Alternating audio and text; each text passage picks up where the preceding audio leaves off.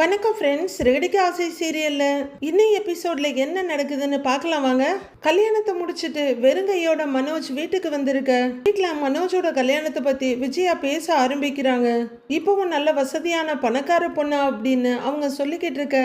அண்ணாமலை விஜயா அவனுக்கு ஏற்ற பொண்ணா பாரு, வசதி வசதின்னு அலையாதன்னு சொல்கிறாரு. இந்த தடவை அப்படிலாம் நடக்காது, நான் ரொம்ப கவனமாக இருப்பேன்னு விஜயா சொல்ல, ஆமாம் ஆண்டி ரோஹிணிக்கிட்டே நல்ல எக்ஸ்பீரியன்ஸ் ஆயிட்டாங்க. பொண்ணு வீட்டு பேங்க் பேலன்ஸை செக் பண்ணிட்டு தான் மேரேஜுக்கே ஓகே சொல்லுவாங்க இல்ல ஆண்டி அப்படின்னு சர்க்காஸ்டிக்கா சிரிச்சுக்கிட்டே கேட்குறாங்க ஸ்ருதி. அதை கேட்டு ரவி முத்து ரெண்டு பேரும் சிரிக்க மீனாவுக்கும் சிரிப்பு வருது.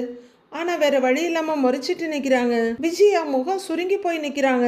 விஜயாவோட முகத்தை பார்த்து டக்குன்னு அவங்க சிரிப்பெல்லாம் நிறுத்திக்கிறாங்க. விஜயா வா இப்படின்னு அண்ணாமலை கூப்பிட அங்க நின்று இருந்த விஜயா அவர் பக்கமா போறாங்க. உட்காருன்னு சொல்ல அண்ணாமலை பக்கத்துல உட்கார்றாங்க விஜயா. ஒரு தடவை பணக்கார வீட்டு சம்பந்தம்னு ஏமாந்தது போதும், சும்மா எதையாவது பேசி அவன் வாழ்க்கையவே கெடுத்துறாத அப்படின்றாரு அண்ணாமலை. நான் எதுக்குங்க அப்படி பண்ண போறேன், அவன் வாழ்க்கை நல்லா இருக்கணுமேனு ஒரு வசதியான இடத்துல பொண்ணு பார்க்குறேன்னு சொன்னேன். பணம் முக்கியம்னா இதோ இவன் சொன்ன மாதிரி அந்த மனநிலை சரியில்லாத பொண்ணையே ஓகேன்னு சொல்லி இருப்பேனே அப்படின்னு விஜயா சொல்ல மனோஜ் அப்படியே சுருக்குன்னு பாக்குறாரு. ஒரு மனசுக்குள்ள உடம்புக்குள்ளலாம் கிடுகிடுன்னு இருக்கு. முத்துவும் மீனாவும் ஒருத்தர் பார்த்துக்கிட்டு நிக்கிறாங்க. ஏங்க அவனுக்கு ஏத்த மாதிரி அவன் மனசுக்கு பிடிச்ச மாதிரி தாங்க பார்ப்பேன் அப்படின்னு விஜயா சொல்லிட்டு இருக்கு. எல்லாரும் யோசனையா ஒருத்தர் பார்த்துட்டு நிக்கிறாங்க. அப்போ அண்ணாமலைன்னு சத்தம் கேட்குது. அண்ணாமலை அப்படின்னு பார்க்க பரிசு அங்கே வந்துகிட்டு இருக்காரு. வாப்பா பரிசு அப்படின்னு அண்ணாமலை கூப்பிட வாங்க அங்கிள்ங்கிறாங்க ரவி. வாங்க மாமா எப்படி இருக்கீங்கன்னு ரொம்ப உற்சாகமா கூப்பிடுறாரு முத்து. நல்லா இருக்கேன்ப்பா அப்படின்னுகிட்டே அவரு பக்கமா வர உட்காருன்னு அண்ணாமலை சோஃபாவை காமிக்கிறாரு. உட்கார்ந்துக்கிட்டே நீங்கெல்லாம் எப்படி இருக்கீங்கன்னு கேட்குறாரு அவரு. நல்லா இருக்கோன்றாங்க எல்லாருமே கோரஸா. மீனா உன் வியாபாரம்லாம் எப்படிமா போயிட்டுருக்கு அப்படின்னு அவர் கேட்க, நல்லா போயிட்டுருக்கு அங்கிள், நீங்கள் பேசிக்கிட்டு இருங்க, நான் போய் காஃபி எடுத்துகிட்டு வரேன்னு மீனா உள்ளர போகிறாங்க. சரிம்மா நான் அவர் தலையாட்டிட்டு திரும்ப, பரிசு நீ காலையிலேயே வந்திருக்கலாம், இன்னைக்கு காலையிலேயே எல்லாரும் வெளியில் போயிட்டாங்க, பேசுறதுக்கு ஆள் இல்லை அப்படிங்கிறாரு அண்ணாமலை. அண்ணாமலை நான் காலையில் ஒரு கல்யாணத்துக்கு போயிட்டேன்ப்பா, அதுதான் வரலங்கிறாரு அவரு. பரிசு மாமா நீங்களும் இன்னைக்கு கல்யாணத்துக்கு போனீங்களா? இன்னைக்கு என்ன எங்க பார்த்தாலும் கல்யாணமா இருக்குது அப்படின்னு முத்து சொல்ல எல்லாரும் சிரிப்போடு நிற்கிறாங்க.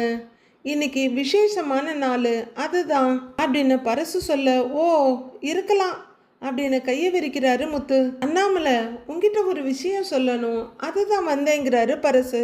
சொல்லுப்பான்னு அண்ணாமலை சொல்ல, நம்ம கூட வேலை பார்த்தாரு சுந்தரம், அவரை ஞாபகம் இருக்கான்னு பரிசு கேட்க, என்ன இப்படி கேட்டுட்ட, சுந்தரம் என்ன மறக்கக்கூடிய ஃப்ரெண்டா, நல்லா எனக்கு தெரியுங்கிறாரு அவரு. அவன் பேரனுக்கு காது குத்து வச்சிருக்கானா, வழியில என்ன பார்த்து சொன்னான், உனக்கும் சொல்றேன்னா நாம 2 பேரும் போயிட்டு வந்துடலாமா அப்படின்னு பரிசு கேட்குறாரு. பரவாயில்லையே, சுந்தரமும் கொடுத்து வச்சவன் தான், அவன் வாழ்க்கையில எல்லாமே நடக்க வேண்டிய நேரத்துல நடந்து முடிஞ்சிருக்கு, பசங்க கல்யாணம் பேரன் பேத்தி எல்லாத்தையும் பார்த்துட்டான், இதெல்லாம் அமையறதுக்கு ஒரு கொடுப்பினை வேணும் அப்படின்னு சொல்லிட்டு அண்ணாமலை ரொம்ப ஃபீல் பண்றாரு. அதை பாக்குற முத்து கண் கலங்காத குறையா அதை விட ஃபீல் பண்ணிட்டு இருக்காரு. முத்து ஃபீல் பண்றத ரவியும் பாக்குறாரு. மனோஜும் கொஞ்சம் சங்கடமா நிக்கிறாரு. ஆமா அண்ணாமலை உங்க வீட்லயும் சீக்கிரம் பேரன் பேத்தி எல்லாம் வந்துருவாங்க, அப்படி வந்துட்டா உன் வாழ்க்கையும் முழுமை அடைஞ்சிருங்கிறாரு அவரு. உடனே அண்ணாமலை சின்ன புன்னகையோட, ஆமா பரசு நீ சொல்றதும் சரிதான், அதுக்கெல்லாம் ஒரு குடிப்பினை வேணும், பசங்களுக்கு நாம கல்யாணம் பண்ணி வைக்க தான் முடியும், மற்றபடி குழந்தை எப்போ வேணும்னு அவங்க தான் முடிவு பண்ணணும் அப்படின்னு அண்ணாமலை பேசிட்டு இருக்க. ரவி முத்து ஸ்ருதின்னு எல்லாருமே ரொம்ப ஃபீலிங்கோட நிற்கிறாங்க. முத்துவும் ரவியும் வருத்தத்தோட ஒருத்தர் பார்த்துக்கிறாங்க. ஐயோ அடுத்த கேள்வி நம்ம பக்கம்லாம் திரும்புவோம் அப்படின்னு ஸ்ருதி பார்த்துட்டு இருக்க. பரசு படக்குன்னு திரும்பி, ஏண்டா பசங்களா இன்னும் எத்தனை நாளைக்கு தான் தள்ளி போட்டுக்கிட்டே இருப்பீங்க அப்படின்னு கேட்டுட்டு இருக்க. இந்தாங்க அங்கிள் அப்படின்னு மீனா கொண்டு வந்து காஃபியை நீட்டுறாங்க. ஏன்பா 3 பசங்க இருக்கீங்க, இதில் 2 பேர் ஜோடியா இருக்கீங்க, சீக்கிரமே ஒரு பேரனை பெற்று அண்ணாமலை கையில் கொடுங்கப்பா அப்படின்னு சொல்ல தொண்டை கமறி போய் எல்லாம் டைம் வரும்போது நடக்குமாமாங்கிறாரு முத்து. ஏன்பா அப்படின்னு அவர் ஏதோ சொல்ல வர விஜயா குறுக்க வந்து, முதல்ல என் பிள்ளைக்கு கல்யாணம் நடக்கட்டும். இந்த வீட்டுக்கு பெரியவன் அவன் தானே, அவனுக்கு தான் முதல்ல குழந்தை பிறக்கணும் அப்படின்னு விஜயா சொல்ல முத்து மீனாவை பார்க்குறாரு. மீனாவும் முத்துவை தான் பார்க்குறாங்க. இதில் கூட உரிமை கொடியை தூக்கிட்டு வந்துருவியா அப்படின்னு அண்ணாமலை எரிச்சலோட விஜயாவை பார்க்குறாரு. ஏம்மா, அதுக்காக கல்யாணம் ஆனவங்க வெயிட் பண்ண முடியுமாம்மா? அப்படி பார்த்தா முத்துவுக்கு தான் முதல்ல கல்யாணம் ஆச்சு அப்படின்னு பரசு சொல்ல அப்படின்னு திடுக்குன்னு பார்க்குறாங்க விஜயா. ஐயோ, நாம பாட்டுக்கு யதார்த்தமா வாயை விட்டுட்டோம், இந்தம்மா ஏதாவது மூஞ்சில் அடிச்சுற மாதிரி பேசிட போகுது அப்படின்னு பயப்படுற பரசு படக்குன்னு காஃபி எடுத்து குடிக்க ஆரம்பிச்சிடுறாரு. எல்லாத்துக்கும் எப்பவுமே ஒரு கணக்கு இருக்குல்லப்பா, அதுபடி நடக்கட்டும் அப்படின்னு அண்ணாமலை சொல்ல முத்து தான் பாவம் ரொம்ப ஃபீலிங்கோட இருக்காரு அப்பாவுக்காக. அண்ணாமலையும் விஜயாவும் ரூமுக்கு போகிறதுக்காக போயிட்டு இருக்க வெளியே இருந்து முத்துவும் ரவியும் ஆமாண்டா நானும் பார்த்தேன் ரொம்ப நல்லா இருந்துச்சுன்னு பேசிக்கிட்டே உள்ளர வர்றாங்க. அதுக்கப்புறம் தான்டா எனக்கும் அந்த ஐடியாவே வந்துச்சுங்கிறாரு ரவி. அப்போ அங்கே நின்றுட்டு இருக்க அண்ணாமலை ஏய் முத்து வாடா இப்படின்னு கூப்பிட அப்பா அப்படின்னு வந்து நிற்கிறாரு. ரூமுக்கு போகிறதுக்காக வாசப்படி வரையிலும் போன விஜயா நின்று என்ன பேசுகிறாங்கன்னு பார்க்குறாங்க. அண்ணாமலை எதுவும் சொல்லாமல் அப்படியே நிறுத்திக்கிறாரு. விஜயாவும் கையில் எடுத்துகிட்டு போன வாட்டர் பாட்டிலோட திரும்பி பார்க்குறாங்க. முத்துவும் அவங்க அம்மாவை பார்க்குறாங்க. கொஞ்சம் இப்படி வாங்க அப்படின்னு கிச்சன் பக்கமாக தள்ளி கூட்டிகிட்டு போகிறாரு அண்ணாமலை. பெரிய ரகசியம், புண்ணாக்கு ரகசியம், போங்க அப்படின்னு வெடுக்குன்னு விஜயா ரூம்குள்ளே போய் கதவை சாத்திக்கிறாங்க. இன்னும் கொஞ்சம் இப்படி வாங்க அப்படின்னு டைனிங் டேபிள் பக்கமாக கூட்டிகிட்டு போகிறாரு அண்ணாமலை. பக்கத்தில் வாங்க அப்படின்னு அவர் சொல்ல இன்னும் கொஞ்சம் பக்கமாக வர்றாங்க முத்துவும் ரவியும். விஜயாவுக்கு குறுகுறுன்னு இருக்கவே கதவை கொஞ்சமாக திறந்துக்கிட்டு லேசா தலையை மட்டும் எட்டி பார்க்குறாங்க. என்ன பேசுகிறாங்க? ஒன்றும் கேட்கலையே அப்படின்னு காதை மட்டும் தீட்டி தீட்டி பார்க்குறாங்க விஜயா. இங்கே அண்ணாமலை நீங்கள் 2 பேரும் குடும்ப வாழ்க்கைக்குள்ள சீக்கிரமாக போகணுன்றாரு அவரு. அப்பா, ஏற்கனவே நாங்கள் குடும்ப வாழ்க்கையில் தான்ப்பா இருக்கிறோம் அப்படின்னு முத்து ஹஸ்கி வாய்ஸில் சொல்கிறாரு. அதான் எங்களுக்கு கல்யாணம் ஆயிடுச்சே அப்படின்னு மொத்த பிள்ளையும் காட்டுறாரு அவரு. முழு குடும்பஸ்தனா இன்னும் ஆகலடா அப்படின்னு அண்ணாமலை சொல்லிட்டு இருக்க என்ன பேசுகிறாங்க அப்படின்ற விஜயா எடுத்துகிட்டு போன வாட்டர் பாட்டிலை உள்ளர கூட வைக்காம வெளியே கொண்டு வந்து ஒரு டேபிளில் வச்சுட்டு இவங்கள நோக்கி வர்றாங்க. நான் என்ன சொல்கிறேன்னா அப்படின்னு அண்ணாமலை சொல்லிட்டு இருக்க விஜயா வர்றதை பார்த்துட்டு அப்படியே நிறுத்திக்கிறாரு. விஜயாவும் தயங்காமல் அவங்க கிட்ட வந்து தண்ணி ரொம்ப ஜில்லுன்னு இருக்கு, எனக்கு சுடு தண்ணி வேணும், அதான் கிச்சனுக்கு போகிறேன் அப்படின்னு சொல்ல அப்படின்னு தலையாட்டுறாரு அண்ணாமலை. விஜயா கிச்சனுக்கு போக 3 பேரும் அங்கேயே பார்க்குறாங்க. உடனே டேயினை கூப்பிட்டுக்கிட்டு அவரு குடுகுடுன்னு ஆளுக்கு ஓடி வர பசங்க 2 பேரும் அவர் கூடயே ஓடி வர்றாங்க.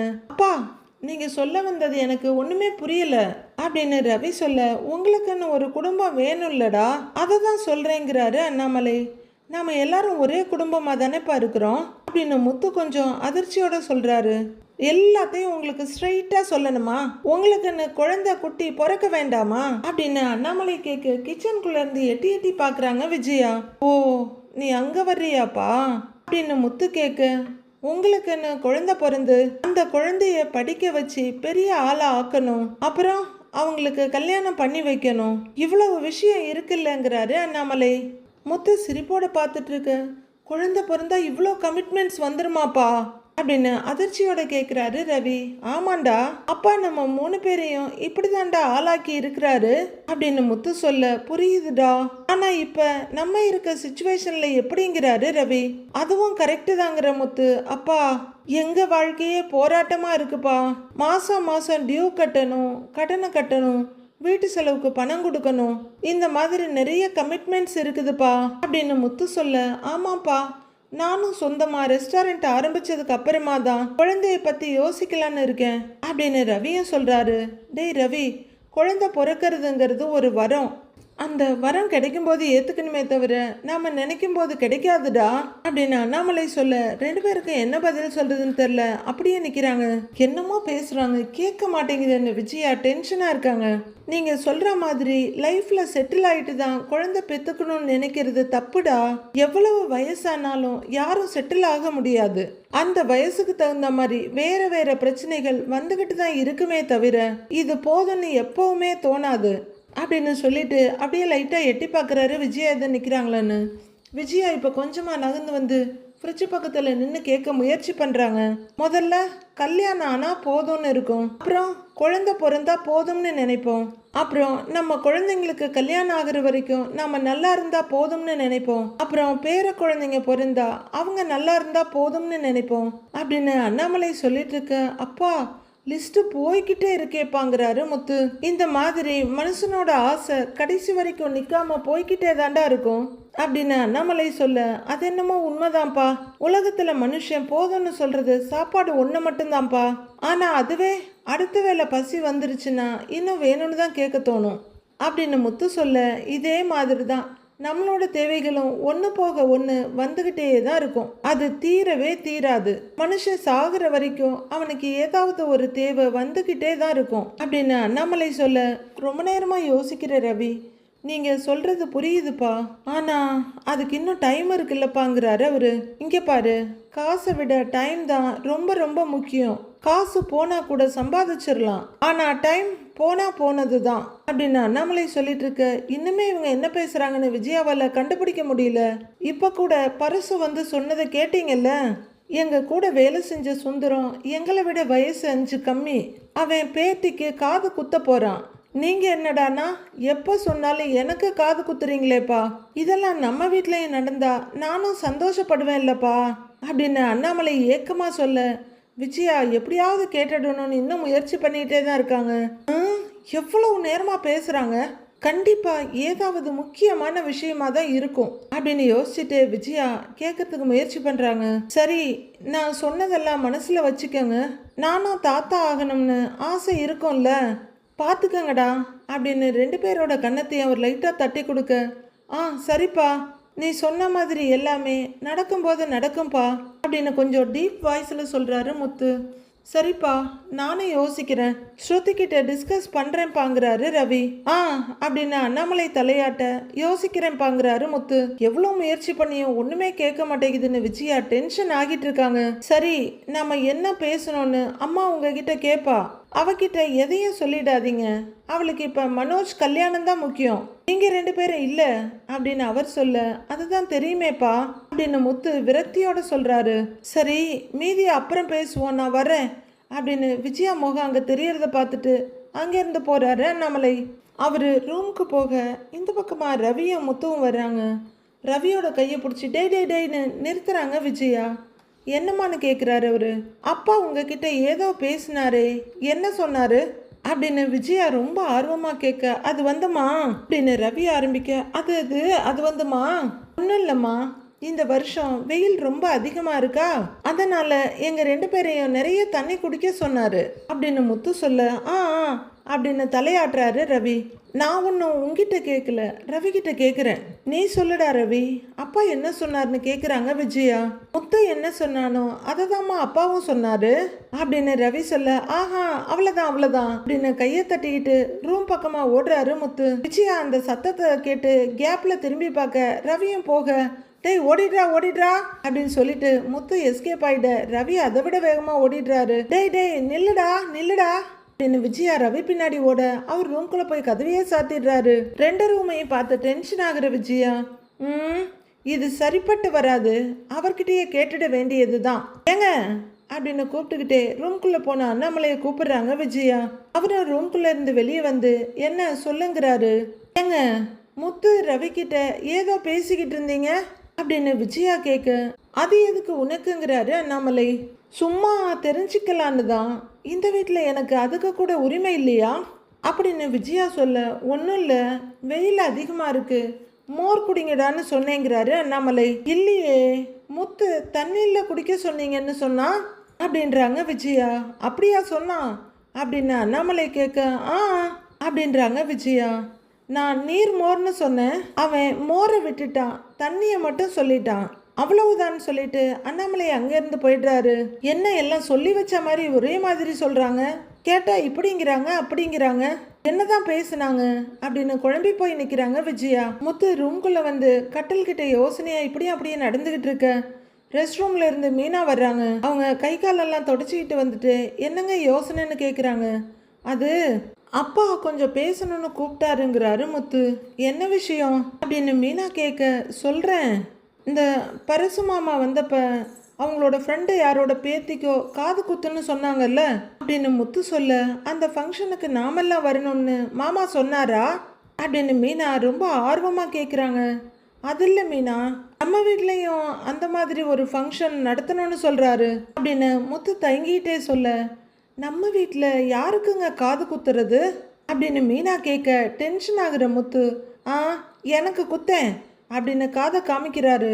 யாரா இவ, நான் சொல்றதையே புரிஞ்சிக்காம அப்படிங்கிறாரு முத்து. அப்ப நீங்க புரியுற மாதிரி சொல்லுங்கன்றாங்க மீனா. அவருக்குமே ரொம்ப தயக்கமும் வெக்கமுமா இருக்கு. ஓ அப்பா, என்னையும் ரவியையும் கூப்பிட்டு எப்ப குடும்பஸ்தான் ஆக போறீங்கன்னு கேக்குறாரு அப்படின்னு முத்து சொல்றாரு. உங்களுக்கு தான் கல்யாணம் ஆயிடுச்சுல்ல அப்படின்னு மீனா சொல்ல, ஏக டென்ஷனோட பா அப்படின்னு கத்துறாரு முத்து. என் பொண்டாட்டி என்ன மாதிரியே இருக்கிறாளே, நானே ஒரு டியூப் லைட்டு, இவ எனக்கு மேல இருக்கிறா அப்படின்னு அவரு டென்ஷனாக, நீங்க சுத்தி வளைக்காம என்ன விஷயம்னு நேரா சொல்லுங்க அப்படின்னு மீனாவும் கடுப்பா கேட்க, எப்ப குழந்தை பெத்துக்க போறீங்கன்னு கேக்குறாரு மீனா அப்படின்னு முத்து சொல்லிட, மீனாவுக்கு ஒரு மாதிரி டக்குன்னு எல்லாம் மாறிடுது. ஓ அதை பத்தியா அப்படின்னு கேட்டுக்கிட்டே நைஸா நழுவ பாக்குறாங்க. இப்போவாவது புரிஞ்சுதே உனக்கு, வீட்டுக்கு சீக்கிரமா ஒரு வாரிசு வரணும்னு அப்பா சொல்றாரு, நீயும் நானும் அப்பா அம்மா ஆகணும், அப்பா தாத்தா ஆகணும்னு ஆசைப்படுறாரு. நம்ம குழந்தை அவர் மடியில உட்கார்ந்து தவழணுமா, அந்த குழந்தைய வளர்க்கணும்னு நிறைய கனவு வச்சிருக்காரு அப்படின்னு முத்து சொல்லிட்டு இருக்க, மீனா இறுகின முகத்தோட நின்று கேட்டுட்டு இருக்காங்க. அப்பா சொன்னதுக்கு அப்புறம் தான் எனக்கும் அதை பத்தி யோசிக்கலான்னு தோணுது. நமக்கும் கல்யாணம் ஆகி 3 வருஷத்துக்கிட்ட ஆக போகுதுல்ல, நாமளும் அப்புறம்னு தள்ளி போட்டுக்கிட்டே இருக்கிறோம். இப்படியே போனா வருஷம் ஓடிரும் மீனா. எனக்கும் இதுதான் சரியான நேரம்னு தோணுது. நீ என்ன நினைக்கிறன்னு கேக்குறாரு முத்து. மீனா எதுவும் சொல்லாம அதே நெருக்கத்தோட நின்றுட்டு இருக்க. என்ன மீனா எதுவும் சொல்ல மாட்டேங்கிற? அப்பா எவ்வளவு ஆசையா சொல்லி இருக்காரு, இத சொன்னா நீயும் சந்தோஷப்படுவேன்னு நினைச்சேன், ஆனா உன் முகமே மாறிடுச்சுங்கிறாரு முத்து. மீனாவும் சங்கடமும் தயக்கமா அவரை பார்த்து, ஏங்க இன்னும் கொஞ்ச நாள் போகட்டுமேன்றாங்க, ஏன் உனக்கு விருப்பம் இல்லையா அப்படின்னு வெளியே வராத குரல்ல கேக்குறாரு முத்து. விருப்பம்லாம் இருக்குங்க, ஆனா அப்படின்னு இழுக்கிறாங்க மீனா. என்ன ஆனா அப்படின்னு முத்து கேட்க, மாமாவோட ஆசையை என்னால புரிஞ்சுக்க முடியுதுங்க. இந்த வீட்டுக்கு ஒரு வாரிசு வரணும்னு மாமா கேட்டதுல எந்த தப்பும் இல்ல. எனக்கும் நம்மள அம்மா அம்மான்னு கூப்பிட ஒரு குழந்தை வரணும்னு மனசு முழுக்க ஆசை இருக்கு அப்படின்னு மீனாவும் கொஞ்சம் ஆர்வமா சொல்லிட்டு இருக்க. அப்புறம் என்ன மீனா அப்படின்னு முத்து கேக்குறாரு. ஆனா அதுக்கான நேரம் இது இல்லைங்க, நாமளும் இப்ப அந்த சூழ்நிலையில இல்ல அப்படின்னு மீனா சொல்ல, முத்துவுக்கு ஒரு மாதிரி ரொம்ப சப்புன்னு சங்கடம் ஆயிடுது. ஏன் மீனா, இப்ப குழந்தை பெற்றுக்கிட்டா என்னால உங்களை பார்த்துக்க முடியாதுன்னு சொல்றியா அப்படின்னு முத்து கேட்க, ஆஹா அப்படியெல்லாம் ஒன்றும் இல்லைங்க, எங்களை நீங்க நல்லா பார்த்துக்குவீங்கன்னு எங்களுக்கு நல்லா தெரியும். நம்ம குழந்தைக்கு நீங்க ரொம்ப நல்ல அப்பாவா இருப்பீங்க, அதுல எனக்கு எந்த சந்தேகமும் இல்லை அப்படின்னு மீனா சொல்ல, அப்புறம் என்ன தயக்கம் மீனான்னு கேட்குறாரு முத்து. இல்லைங்க, இந்த வீட்டில் அத்தைக்கிட்ட நமக்கு என்ன மரியாதை இருக்குன்னு உங்களுக்கே நல்லா தெரியும். அவங்க உங்களையும் மகனா பார்த்ததில்ல, என்னையும் மருமகளா பார்த்ததில்ல.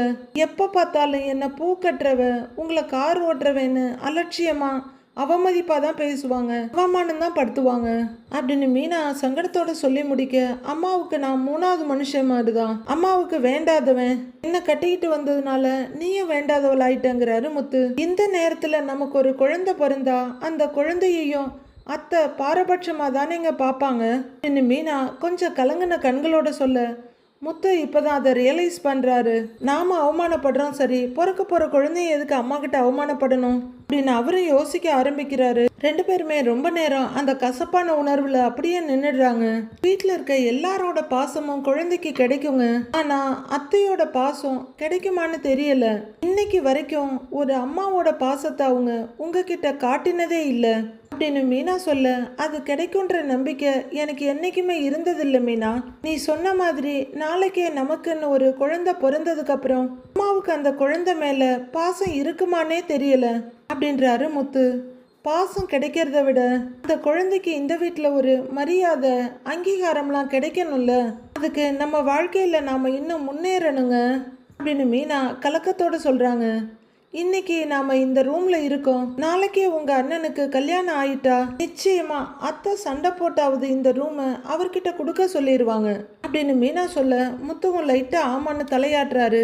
நாம 2 பேரா இருக்கிற வரையிலும் ஹாலில் கூட படுத்துக்குவோங்க, ஆனால் குழந்தைய வச்சுட்டு அப்படி இருக்க முடியுமா அப்படின்னு மீனா கவலையும் கண்ணீரைய ஏக்கமா அவரை பார்க்க முத்துவும் எதுவும் சொல்ல முடியாம அப்படியே நிற்கிறாரு. நமக்குன்னு ஒரு ரூம் வேணுங்க, மேலே ரூம் கட்டணும்னு பேசி ரொம்ப நாள் ஆச்சு, இப்போ வரைக்கும் முடியல. நம்ம சொந்த உழைப்புல யார்கிட்டையும் ஒரு காசு வாங்காம நமக்குன்னு மேலே ஒரு ரூம் கட்டணுங்க.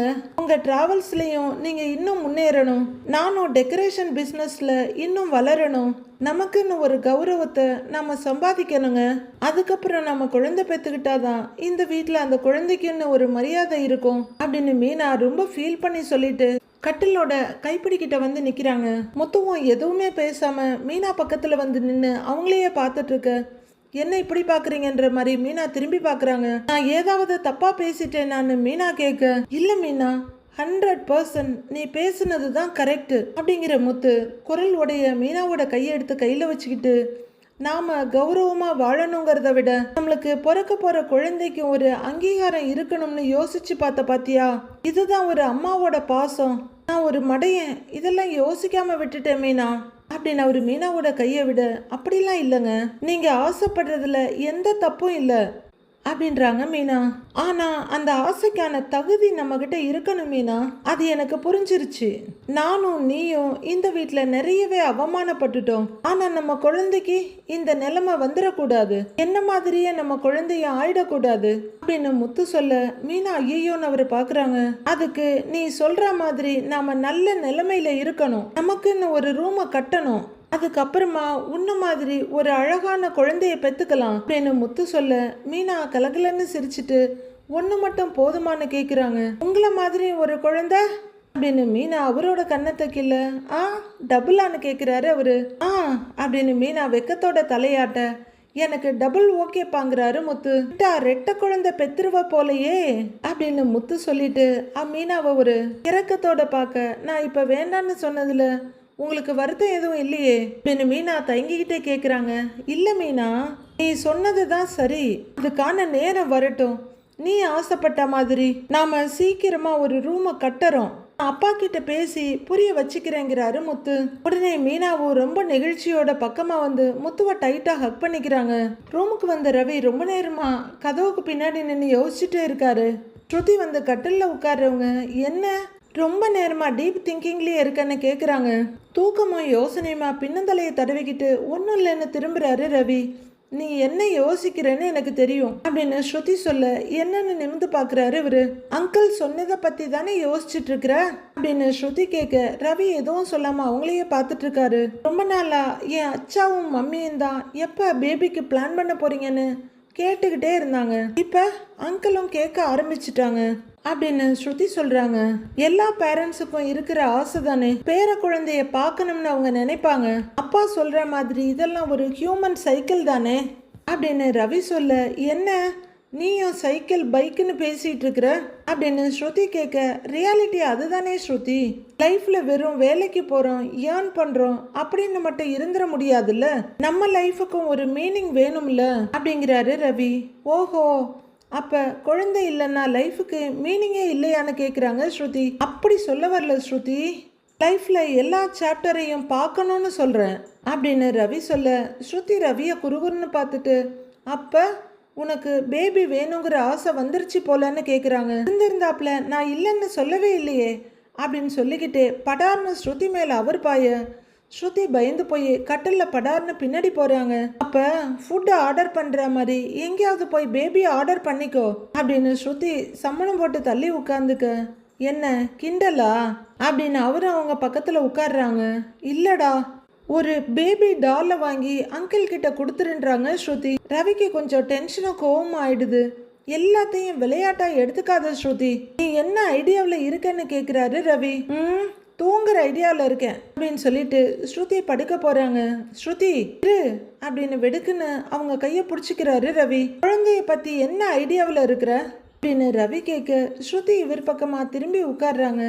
நான் கூட ரீசெண்டாக குழந்தைங்கள பற்றி யோசிச்சேன்னு ஸ்ருதி சொல்ல அப்படியா? என்ன யோசிச்சேன்னு ரொம்ப ஆர்வமா கேக்குறாரு அவரு. நம்ம ரெஸ்டாரண்ட்ல கிட்ஸ் ரெசிபின்னு ஒன்று புதுசா இன்ட்ரடியூஸ் பண்ணலாம்னு. குழந்தைங்களுக்கு ஏத்த மாதிரி கம்மியான போர்ஷன் வச்சு ஒரு மெனு ரெடி பண்ணலாம் எப்படி அப்படின்னு ஸ்ருதி ரொம்ப பெருமையா கேட்க கொலை வெறியோட பார்த்துட்டு இருக்காரு ரவி. நொந்த நூடுல்ஸ் ஆனவரு, நான் என்ன கேட்குறேன், நீ என்ன சொல்ற? உனக்கு நான் சொல்ல வர்றது உண்மையிலேயே புரியுதா இல்லையா அப்படின்னு ரவி கேட்க, நல்லாவே புரியுது அப்படின்றாங்க ஸ்ருதி. புரிஞ்ச இப்படி பேசுனா என்ன அர்த்தம் அப்படின்னு ரவி கேட்க, இந்த டாபிக்கை பேச எனக்கு இன்ட்ரெஸ்ட் இல்லைன்னு அர்த்தம் அப்படின்றாங்க ஸ்ருதி. எவ்வளவு நாள் தான் இதையே சொல்லுவ ஸ்ருதி அப்படின்னு ரவி கேட்க, இப்ப அங்கிள் சொன்னதை பத்தி நீ என்ன யோசிக்கிறன்னு ஸ்ருதி கேக்குறாங்க. முன்னாடிலாம் நமக்கு லைஃப் செட்டில் ஆனதுக்கு அப்புறம் குழந்தைய பத்தி யோசிக்கலாம்னு நினைச்சேன், ஆனா இப்போ அப்படின்னு ரவி நிறுத்த, இப்ப என்னன்னு கேக்குறாங்க ஸ்ருதி. இன்னும் தள்ளி போட்டாலும் ஏஜ் ஆகிக்கிட்டே இருக்கும், செட்டில் ஆகிறதுக்கும் என்ன என் பாயிண்ட்னு எனக்கும் தெரியல. நிறைய சம்பாதிக்கிறதா இல்ல வீடு கார்னு வாங்குறதா அதுவும் தெரியல. ஆனா இதெல்லாம் பண்றதுக்கு டைம் இருக்கு. ஆனா குழந்தைக்கு அப்படி இல்லல்ல. இந்த ஏஜ்லயே அந்த டெசிஷனை எடுக்கணும்னு நினைக்கிறேங்கிறாரு ரவி. ஐயோ, இவன் என்ன இவ்வளவு சீரியஸா பேசுறான்னு ஸ்ருதி அவரையே பார்த்துட்டு இருக்காங்க. இவ்வளவு டீப்பா யோசிக்கிற அப்படின்னு ஸ்ருதி கேட்க, இப்ப நீ என்ன டிசைட் பண்ணியிருக்கன்னு கேக்குறாரு ரவி. எனக்கு அந்த மாதிரி எல்லாம் ஒன்னும் தோணல. நான் முன்னாடியே சொன்ன டெசிஷன்ல எந்த சேஞ்சும் இல்லை அப்படின்னு ஸ்ருதி சொல்ல, ரவி அதிர்ச்சியோட நிமிர்ந்து உட்கார்றாரு. நாளைய ப்ரோமோவில் மனோஜ் அவரோட ஷோரூம்ல உட்கார்ந்துருக்க மொட்டை பாஸ் கொஞ்சம் தள்ளி ஏதோ வேலை பார்த்துட்டு நடக்கிறாரு. ஜீவா பாஸ் பாஸ்ன்னு ஓடி வர்றாங்க. உங்க ஒய்ஃப் வர்றாங்க பாஸ் அப்படின்னு மனோஜ் கிட்ட சொல்ல, ரோஹிணியா அப்படின்னு வேகமா கேட்குறாரு மனோஜ். யோ, உன் பழைய ஒய்ஃப் இல்லையா, புது ஒய்ஃபு கனகா அப்படிங்கிறாரு மொட்டை பாஸ். அப்போ உள்ளர வந்த கனகா ஃப்ரிட்ஜை பார்த்துட்டு இருக்காங்க. அவங்க ஒரு ஃப்ரிட்ஜை ஓபன் பண்ணி பார்த்துட்டு இருக்க, அவங்கள தாண்டி ரோஹிணி வந்துட்டு இருக்காங்க. மனோஜ் அப்படின்னு கூப்பிட்டுக்கிட்டே அவங்க மனோஜ் பக்கத்துல வர, ஹாய் ஹஸ்பண்ட், எனக்கு ஐஸ்கிரீம் வேணும், வந்து வாங்கி கொடு அப்படின்னு கனகா மனோஜோட கையை இறுக்கமா பிடிக்க, ரோஹிணி அப்படியே அதிர்ச்சியோட திரும்பி பாக்குறாங்க. உடனே மொட்டை பாஸ் நிலைமையை சமாளிக்க முன் வந்து, நீங்க போய் ஃப்ரிட்ஜில் இருங்க, நான் வாங்கிட்டு வரேன் அப்படின்னு சொல்ல கனகாவும் ஃப்ரிட்ஜு கிட்ட போறாங்க. மனோஜ் அப்படியே கொலை நடுங்கி போய் நிக்க, ரோஹிணி மெல்ல மெல்லமா மனோஜ் பக்கத்துல வர்றாங்க. அடுத்து என்ன நடக்க போகுதுன்னு வர எபிசோட்ல பார்க்கலாம் ஃப்ரெண்ட்ஸ்.